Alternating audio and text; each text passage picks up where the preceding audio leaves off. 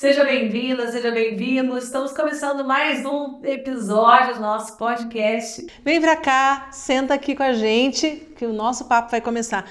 E quem tá aqui, minha amiga, fiel e companheira, Cristiane Fonseca. Oi, gente. Tudo bem, Cris? Tudo bem, e você? Tudo bem. Hoje não tem pão de queijo, nem café tem aqui, já me trataram melhor, mas... Também acho que já foi melhor aqui. Vamos sem café mesmo. Vamos. Nesse dia chuvoso, tá chovendo aqui em São Paulo, tá frio nessa terra.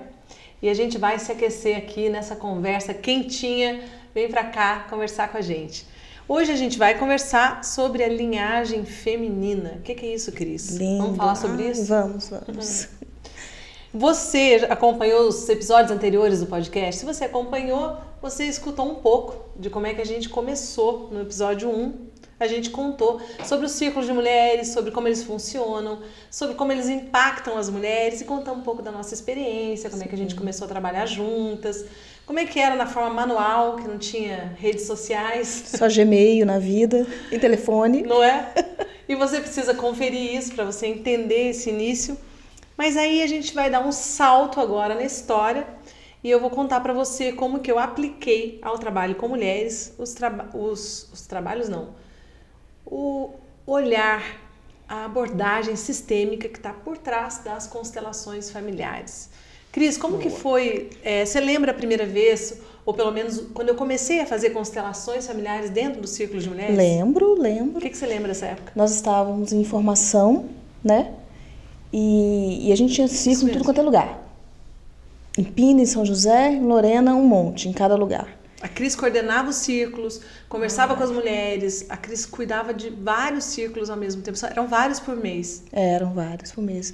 Em Lorena tinha 3 em andamento, né? Lembra? Pinda tinha 3 em andamento. Cris era meu braço direito, esquerdo.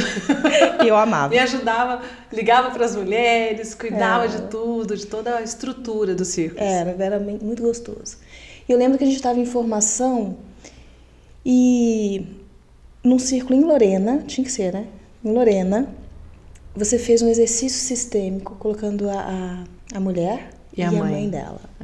Exatamente. Aquilo foi lindo. Exatamente. Foi a primeira vez. E o que aconteceu é o seguinte, eu imagino que você já tenha me ouvido falar, mas mesmo assim eu vou repetir, que a nossa identidade feminina, ela é construída de uma forma coletiva. Todas nós, mulheres, construímos a nossa identidade feminina como se fosse uma grande colcha de retalhos, como eu já falei tantas vezes. Tem um pedação da nossa mãe, grandão, tem um pedaço da avó materna, da avó paterna, da tia, da irmã mais velha, da madrinha, e assim vai. Todas nós tivemos na nossa história, na nossa memória, na nossa casa, mulheres que foram muito importantes na nossa vida. Aliás, falando isso, você sabe de quem que eu lembrei? Lembrei da Maria, que trabalhou mais de 50 anos na família do meu pai.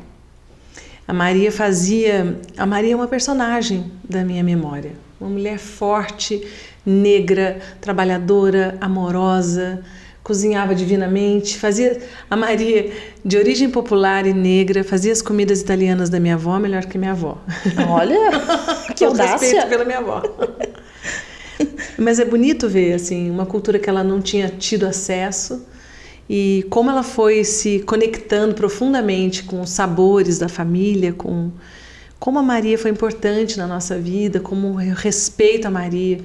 Então nós temos muitas mulheres, né, que nos marcaram, cujos olhares, cujas histórias, cujas falas, cujas presenças, né, cujas ações, cujos afetos nos tocaram profundamente a alma. Eu estive em Belo Horizonte esse final de semana, né? E você falando aí, fiquei me lembrando da minha tia. Eu te contei até, né? Eu tive o prazer de tomar café com 2 tias. Delícia.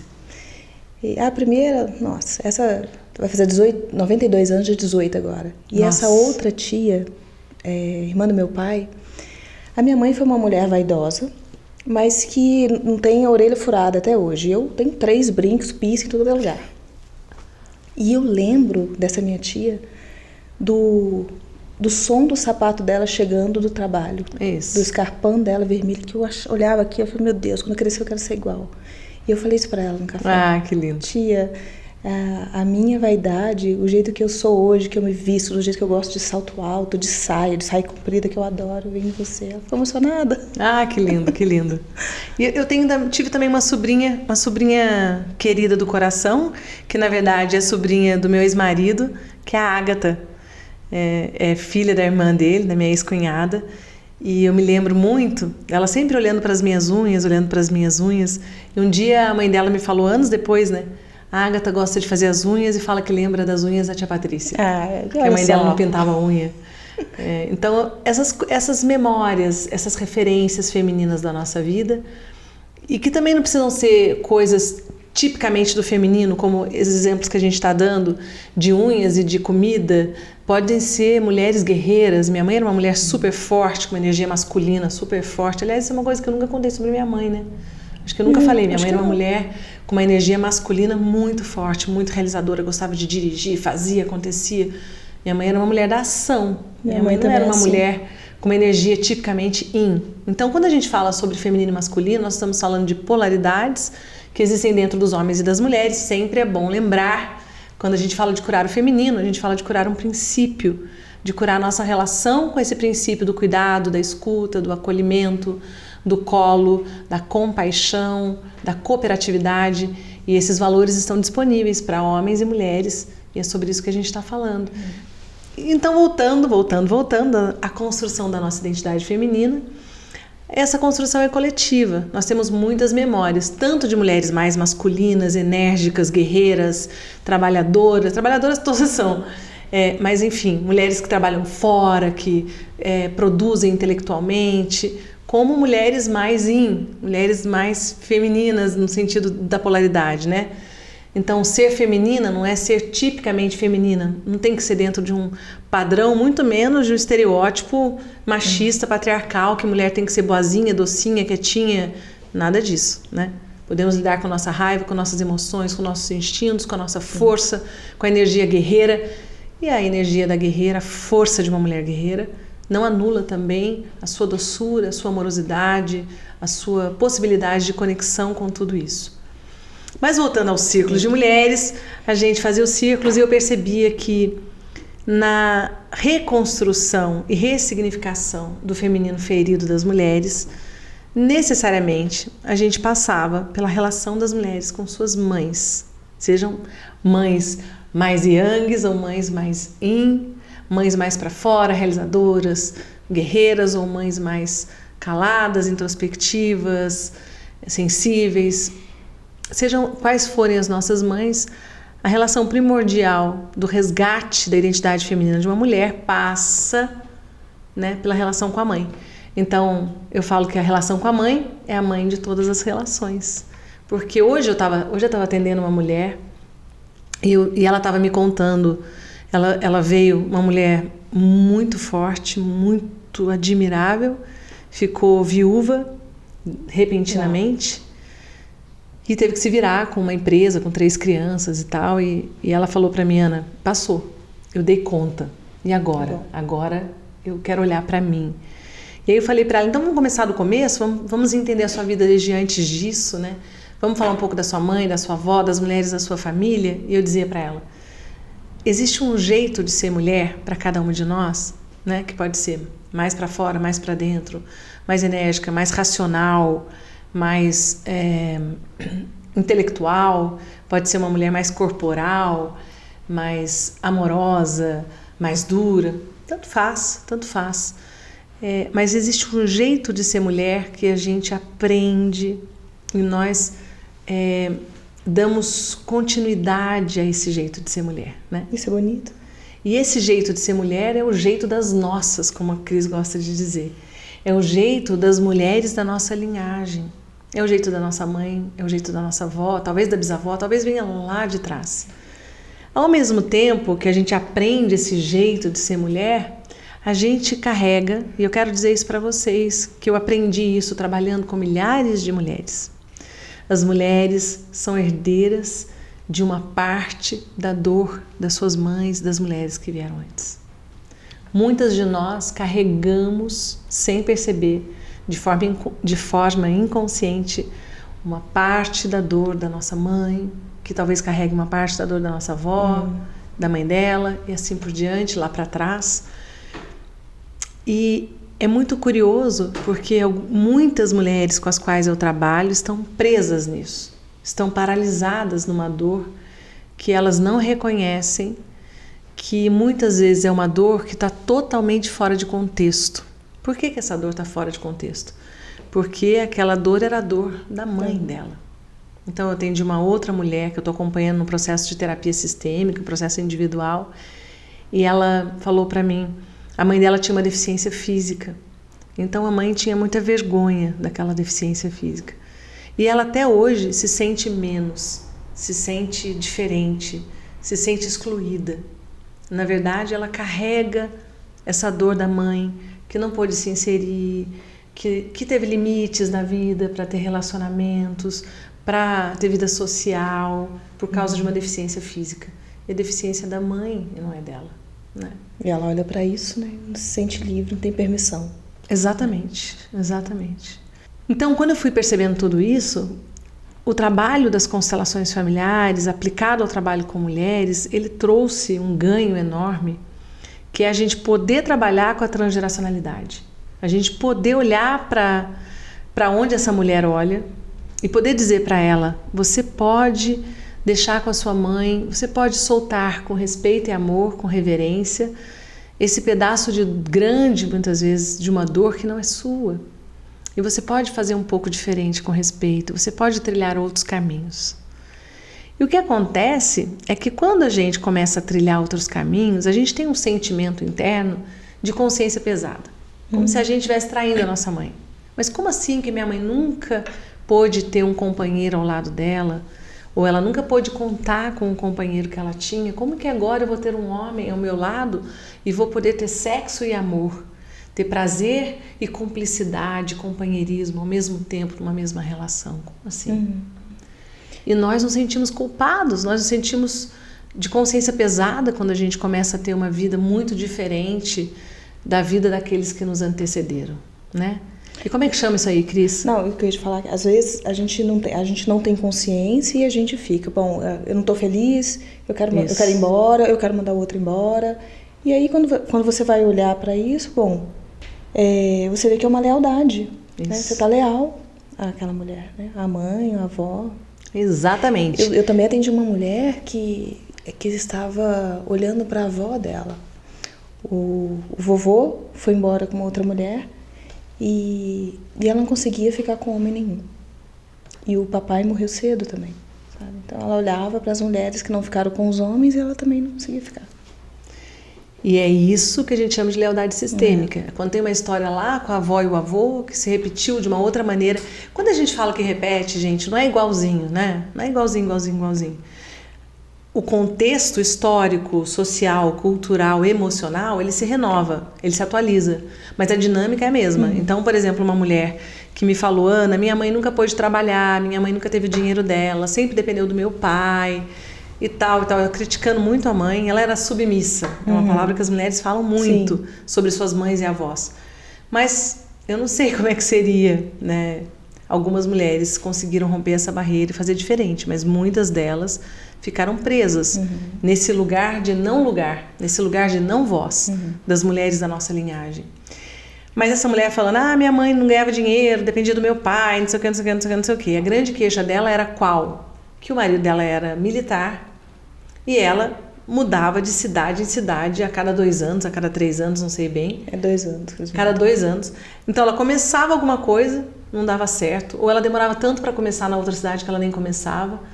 O resumo da ópera é que ela também não tinha dinheiro. Ela também dependia do marido dela. Interessante isso. Tendo profissão, tendo autonomia, tendo trabalho. Ela escolheu um marido cuja profissão e cujo trabalho era o mais importante dentro da família. Nossa Senhora! Era ela que seguia o marido. E seguindo o marido, ela se via na mesma condição que a mãe, dependendo financeiramente do marido. Então, os contextos, os contornos se modificam, mas as dinâmicas permanecem. Então, quando a gente fala, tem uma repetição de padrão, é uma repetição da dinâmica, repetição do sentimento de que eu não posso prover a minha própria vida, eu não tenho autonomia financeira, eu não posso crescer profissionalmente, eu não posso contribuir. Esse era o sentimento dela, o mesmo sentimento da mãe. Como dessa mulher, né? Se a minha que estava olhando para a avó. Se a minha avó e se a minha mãe ficaram sozinhas, eu também quero ficar. Eu também procuro ficar. Ou eu também não posso ter alguém. Eu tenho um impedimento. Né?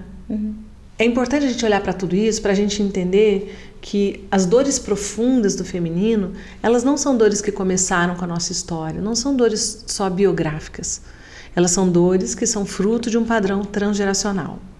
Olhando para tudo isso, e lembrando também que no círculo de mulheres, as mulheres falavam assim para mim, a gente começava o círculo, eu me lembro até hoje, né? Tinha o primeiro círculo, no segundo círculo eu começava a falar sobre a relação com a mãe. As mulheres falavam para mim, não sei se você lembra disso, Ana, eu não tenho nenhum problema com a minha mãe. Né? Não, mas eu almoço com a minha mãe todo domingo, não tenho nenhum problema com a minha mãe. Não, eu me dou super bem com a minha mãe, eu só não aceito que ela, aí começa a crítica, né?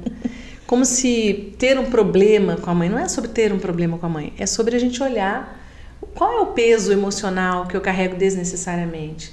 Por que é que uma mulher tem endometriose? Por que é que uma mulher tem tantos problemas com a menstruação? Vai olhar, a mãe também tinha, a avó também tinha.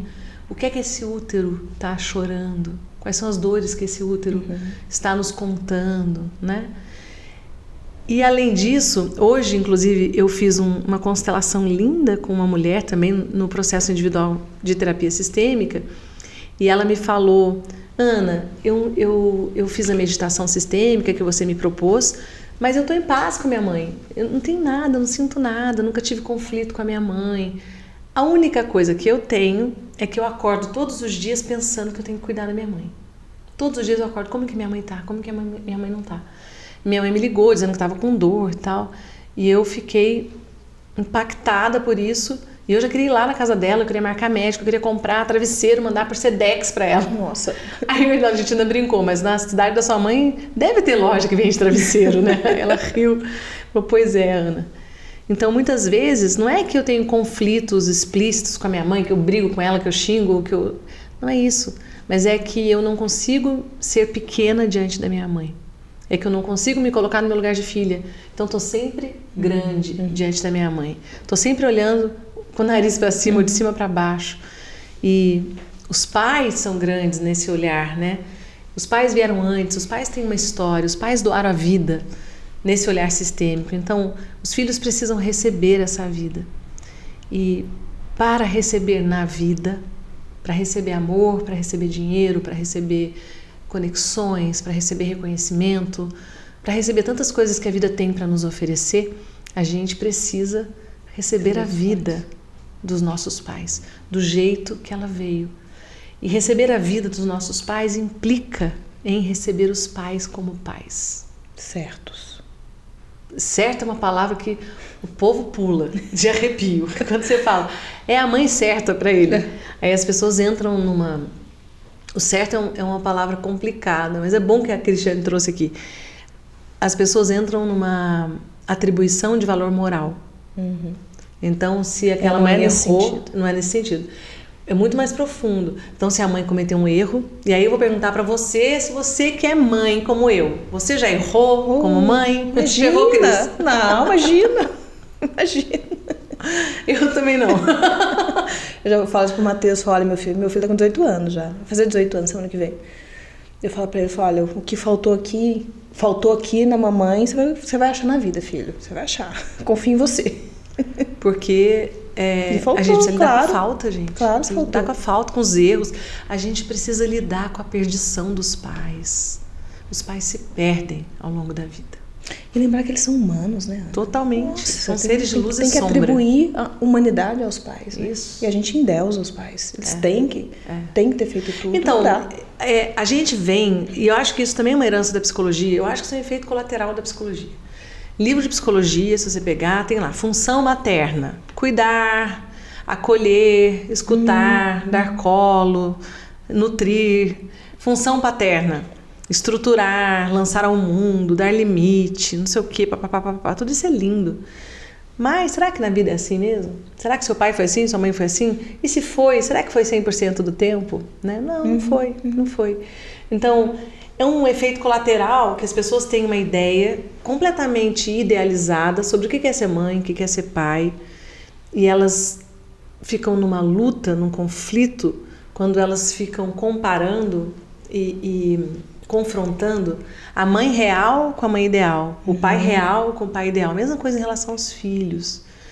Quando nós resgatamos a humanidade dos nossos pais, a gente percebe que eles não são perfeitos, que eles não são os pais de livro de psicologia e que eles são seres de luz e sombra. Hoje eu falava com uma mãe, ela estava falando sobre a relação dela com os filhos, culpada, porque mãe e culpa parece que anda junto, mas já nasce junto. Nasceu, virou mãe, já vem com uma mochila de culpa junto. Por que eu não fiz assim? Ou por que eu fiz? Né? Por que eu não deixei de fazer? Sim. Então, sempre a gente faz uma escolha, sempre é muito, mas muitas vezes as mães fazem uma escolha e se culpam pela escolha que não fizeram. E fazer uma escolha é perder. Quando você escolhe algo na vida, você perde todas as outras coisas que ficaram de fora dessa escolha, né? E a gente precisa ser adulto o suficiente para lidar com isso. E voltando aos nossos pais, sempre vai faltar, sempre vai faltar. E hoje eu falava com essa mãe que estava culpada e eu dizia para ela, olha, porque eu não fiz assim, porque eu fiz assado e tal. Eu falei, então, lembra.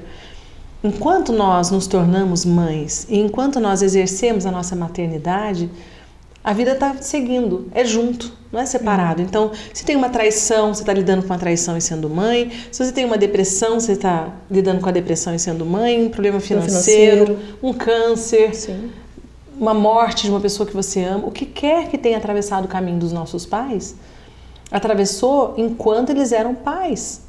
Então, a vida não para, não dá uma pausa e fala, ok, você vai ser mãe, então agora a gente vai te aliviar. Né? Não é junto, assim, né? É junto e é profundamente desafiador. Eu posso falar isso para vocês de um lugar de quem viveu o câncer da mãe e do pai durante a gestação dos 2 filhos. Durante a gestação do João, que é o meu segundo filho, primeiro que nasceu, mas é o segundo, eu vivi profundamente o câncer da minha mãe. E durante os 3 primeiros anos do João, eu estava vivendo isso. Eu me lembro, aliás, o Laureano me falou isso no telefone esses dias, né? A gente conversando, ele estava falando sobre filhos, sobre mães, sobre disponibilidade das mães e tal. Ele falou, lembro de você subindo no hospital, em Taubaté, na quimioterapia para ficar com a sua mãe, descendo no estacionamento para dar mamar para o João. Nossa. É forte essa cena. A vida do João, o primeiro ano do João foi assim. Então eu ia lá, ficava com a minha mãe, o Laureano ficava no estacionamento com o João, eu descia, limpava o peito, porque eu lavava a mão, desinfetava a mão, limpava o peito, dava o peito para o João, subia de novo para ficar com a minha mãe.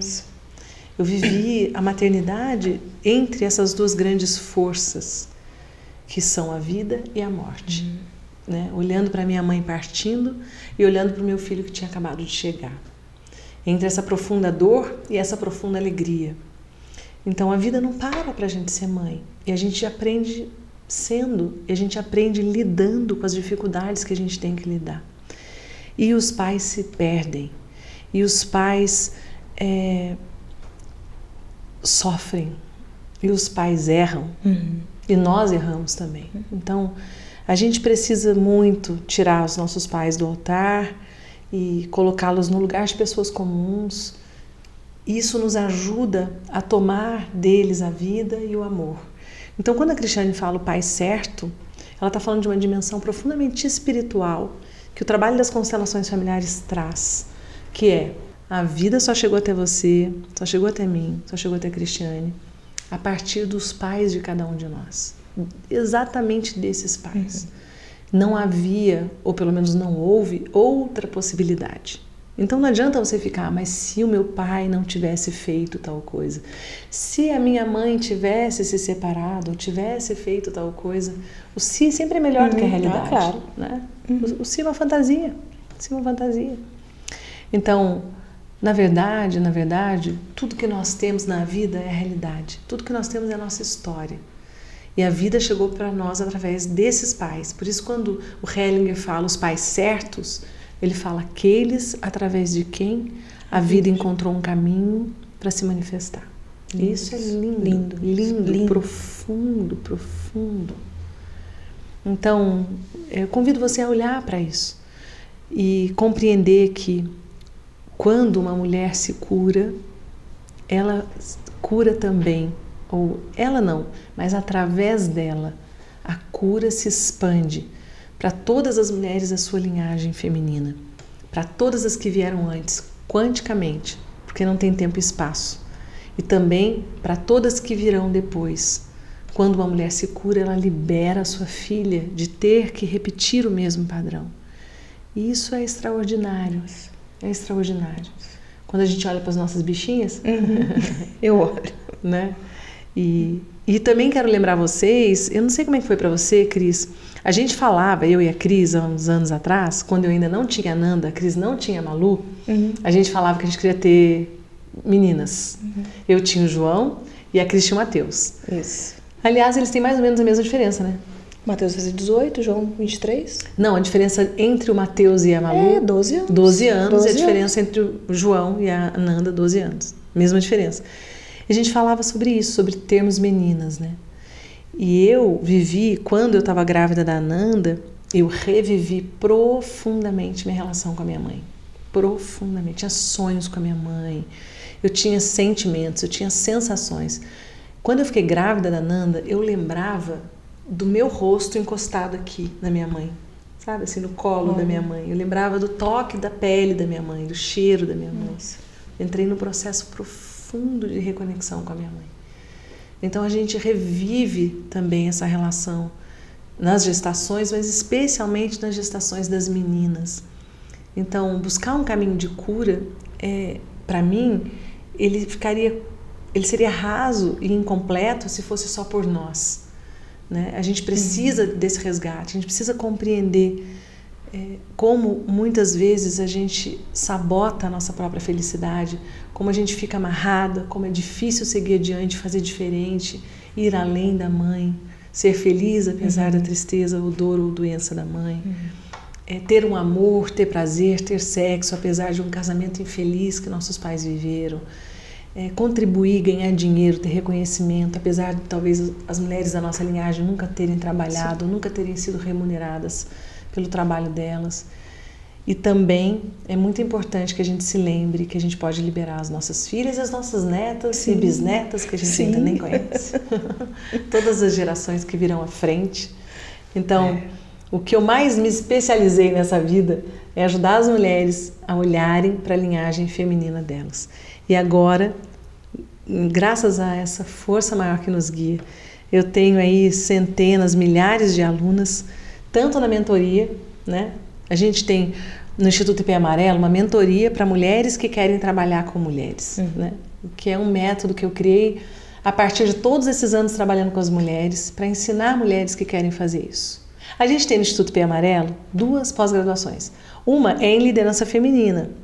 Nessa pós-liderança feminina, na verdade, eu estou ensinando as mulheres a se colocar, a se posicionar no mercado, a construir seu trabalho com mulheres, mas principalmente um método para trabalhar com mulheres. Esse método é sistêmico. E a gente tem uma pós-graduação em terapia sistêmica. Então hoje são milhares de alunas que vão reproduzir, que vão ajudar as mulheres e que estão aprendendo comigo a trabalhar com a linhagem feminina, a aplicar esse olhar sistêmico ao trabalho com mulheres. Isso não é maravilhoso, Cris? Nossa, aposta linda. Não é mais, não sou mais eu fazendo isso, né? Aplicando um trabalho ao outro, né? São milhares de alunas levando esse olhar. E eu me lembro quando você pensou nisso, que você falou, gente, eu não vou dar conta de ajudar todas as mulheres. Eu preciso ajudar mulheres, ajudar mais mulheres ainda. Eu lembro disso, dessa conversa. É muita gente, é muita mulher pedindo ajuda. Conta, né? Talvez você que está me escutando seja uma mulher que tem no seu coração esse chamado de trabalhar com outras mulheres, de ajudar outras mulheres, de contar a sua história, de contribuir, de impactar a vida de outras mulheres. E talvez você esteja me ouvindo porque você quer se curar. Mas eu vou falar para você, esses 2 caminhos não estão separados, eles estão juntos. Porque uma mulher que se cura quer ajudar outras a se curarem. Né? E uma mulher que quer ajudar outras precisa se curar. É assim que eu vejo esse trabalho, né? É assim que eu vejo esse trabalho. E o que você podia compartilhar aqui, Cris, a sua história? É algo que você olhou para a sua relação com a sua mãe, que você acha que mudou assim, a sua vida, a sua relação com o trabalho, com a sua filha, ou sei lá, algum aspecto assim, importante da sua vida? Ana, o que mais foi impactante para mim foi quando nós conversamos lá na sua casa que eu aluguei, em Lorena. Eu falei, Cris, eu vou fazer um curso de constelação familiar, eu quero que você venha fazer junto. E mineiro, primeiro vai lá ver o que acontece. Porque eu fui lá em Belo Horizonte participar de um workshop, que claro que eu não constelei nem nada, mineiro olha primeiro, né? Mas as constelações que aconteceram ali mexeram comigo lá no profundo da minha alma. E nesse dia, no último dia de workshop, era dia de vir embora, de voltar aqui para São Paulo, eu estava hospedada na casa da minha mãe e do meu pai, e eu peguei a minha mãe na varanda. E ali, acho que foi a primeira vez, eu não me lembro quando isso, que eu era muito nariz assim, eu já contei isso, né? Que eu colocava o que eu achava que estava certo, que precisava fazer em casa, pregar na geladeira, nesse nível. E minha mãe não dava bola não, mas ela deixava eu pregar lá. Minha mãe Na sua casa morando com ela? Com ela. Como com filha? Ela. Olha só isso. Eu acho que ali, naquele momento, foi primeira vez, não sei, né? Que menina, eu não me lembro. Mas ali, como adulta, foi a primeira vez que eu baixei o meu nariz. Que eu baixei a minha cabeça para ela. E eu chorei. Aquilo transformou a minha relação com ela. Foi muito importante para mim. É muito forte, né? Essas curas são muito fortes. Eu tinha uma postura muito arrogante em relação à doença da minha mãe no início. Eu tinha uma fala que hoje eu vejo que é uma fala muito cruel. Eu não sei se você já viu quando uma pessoa está doente e outra fala, você que criou essa doença. Eu não sei se eu fiz essa fala desse jeito para minha mãe, mas eu tinha dentro de mim esse pensamento. Minha mãe era uma mulher obesa, era uma mulher cuidadora, generosa, que colocava todas as pessoas em primeiro lugar e ela em 10º, em 20º, em 100º lugar. E é dessa força cuidadora da minha mãe, é desse coração inclinado para o outro, inclinado para o coletivo da minha mãe, que eu estou aqui. É da força desse coração que eu estou aqui hoje falando com você, que eu venho trabalhando nos últimos quase 30 anos, porque eu aprendi com ela a servir as pessoas. Mas naquela época eu era muito imatura e eu estava completamente fora do meu lugar de filha. Eu cuidava dela como se fosse mãe dela durante a doença dela. Isso era muito pesado para mim. E além de eu cuidar dela como mãe e disso ser pesado, eu tinha dentro de mim uma grande crítica ao fato dela não cuidar de si mesma. Ela não teve os recursos que eu tive, né? Absolutamente. E no fundo, eu responsabilizava minha mãe pela doença dela. E eu levei um tempo para compreender o quanto a doença da minha mãe foi um presente para todos. O quanto ela serviu para o crescimento espiritual da minha mãe, para o crescimento espiritual da minha irmã, para o meu crescimento espiritual. O quanto isso me modificou completamente como pessoa. O quanto a minha mãe me ensinou até a morte. E com a morte dela, quanto a minha mãe me ensinou. E como eu fiquei perdida depois da morte da minha mãe. Entrei num buraco, num vazio. E levei muito tempo para compreender que minha mãe estava viva dentro de mim. Que minha mãe estava muito além da morte. Né? Minha mãe era uma vida dentro da vida e uma vida após a vida. E aí sim, aí isso me colocou em pé, isso resgatou minha alegria, isso me faz ouvir a gargalhada da minha mãe. Em alguns momentos eu fico imaginando, nossa, minha mãe ia gargalhar disso aqui. Lembrar das coisas que ela falava, honrar, né, a forma como ela me ensinou a cuidar do meu corpo, a cuidar de mim e tantos outros valores maravilhosos. Então, eu sou muito grata a esse trabalho. Eu, mais do que qualquer outra pessoa, do que todas essas mulheres que, graças a Deus, atravessaram o meu caminho, eu fui a maior beneficiada, porque eu reencontrei um caminho de amor com a minha mãe. Eu reencontrei um caminho de respeito, pelo sofrimento da minha mãe, Que pelo linda. peso que ela suportou, por tudo que ela carregou. E hoje, se a minha vida é mais leve, é graças a todo o peso que ela carregou.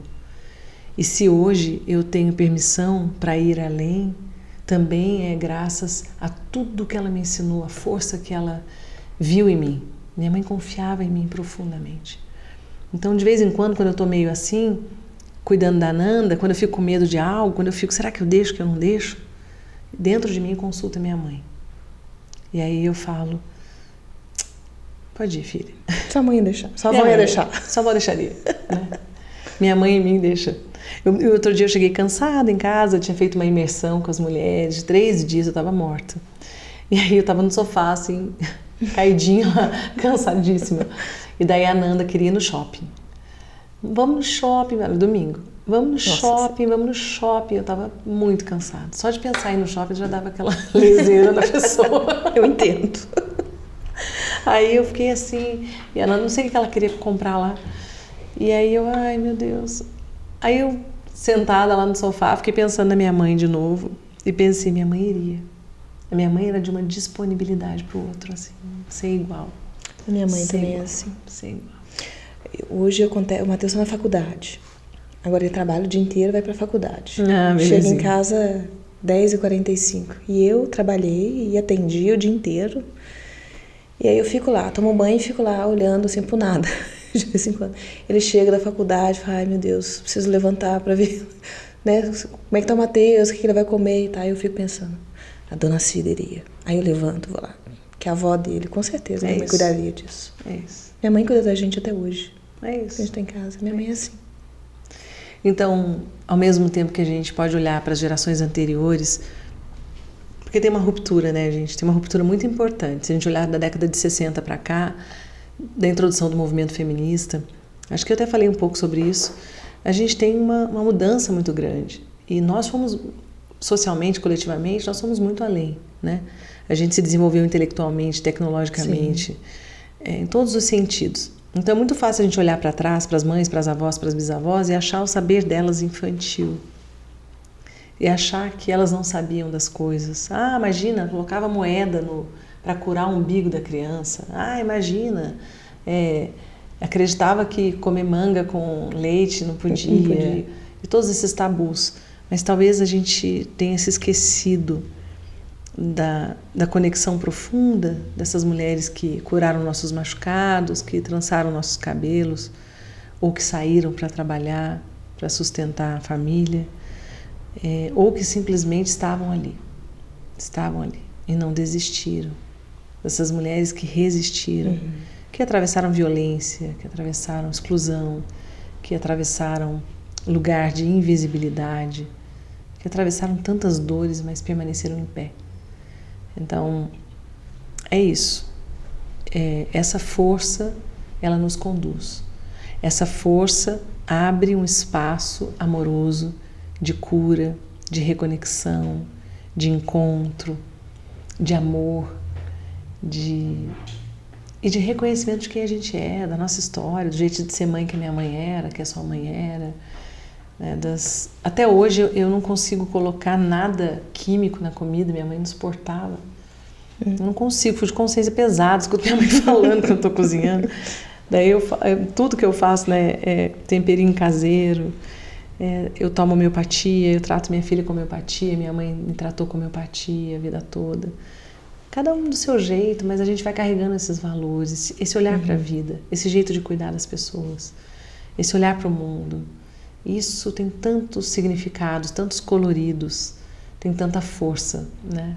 Tem tanta subjetividade, e é isso que nos compõe, né? Por isso que o Beto Guedes já disse que toda mulher é uma lua de claridade e mistério. Nossa! É muito lindo, né? Toda mulher é uma lua de claridade e mistério. Nasceu para ser minha estrela da guia, companhia. Toda emoção, mulher. Não sei se você conhece essa música. Antes eu cantava, quando eu queria citar. Mas agora esse microfone que é muito sensível, eu vou respeitar os seus ouvidos. Poupar as pessoas. respeitar os seus ouvidos. A Ana canta muito bem, gente. O meu professor de canto não tá aqui para me ajudar. Então não vai ser dessa vez que eu vou cantar. Quem sabe eu chamo o William em algum podcast e a gente canta. Se você quer que eu cante... Ana Patrícia, não pergunta. Não pergunta. Não pergunta. O povo vai lançar um desafio para mim. Não, gente, não. Melhor não. Então, eu espero por você. E eu espero por você também, Cristiane. Sim, no nosso próximo episódio, no nosso próximo bate-papo. Estou aceitando também sugestões de temas que você pode deixar aqui e comentários sobre o nosso podcast. Compartilhe esse podcast com outras mulheres, com as mulheres da sua família, com a sua mãe, sua tia, sua avó, sua comadre, sua amiga, sua prima, sua cunhada, sua sogra. Compartilhe com a mulherada toda. Porque é muito lindo as reflexões que a gente pode fazer, cada uma sobre a sua própria história. E eu espero que elas também possam se beneficiar dessa nossa conversa aqui. Então, até o próximo podcast Curar o Feminino. Espero por você. Até, gente.